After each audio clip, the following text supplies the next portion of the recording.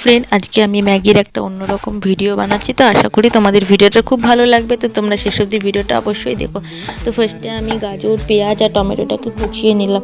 তো তোমরা তোমাদের পছন্দ মতন সবজি দিতে পারো। আমি গাজর, পেঁয়াজ আর টমেটো দিয়েই বানাচ্ছি এটা। এরপর আমি সমস্ত সবজি কেটে নিয়েছি একে একে। এরপর আমি লঙ্কাও কেটে নিলাম।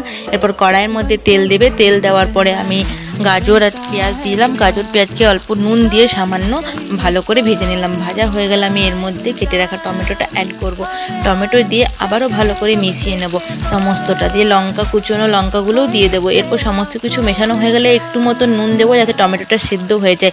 টমেটো সিদ্ধ হয়ে গেলে আমি এর মধ্যে গোলমরিচের গুঁড়ো অ্যাড করব। তারপরে আমি পরিমাণ মতো জল দিলাম। তারপর আমার ম্যাগিগুলো দিয়ে দিলাম। তো আমি এখানে 3টে ম্যাগি ইউজ করেছি। তারপরে ম্যাগি মশলা দিয়ে আবারও ভালো করে নাড়িয়ে চাড়িয়ে নেব। 15 মিনিট ঢাকা দিয়ে ম্যাগিটাকে হতে দেবো। ওপর থেকে অরিগানো টমেটো সস দিয়ে পরিবেশন করব। তোমরা চাইলে নাও দিতে পারো। Thanks for watching.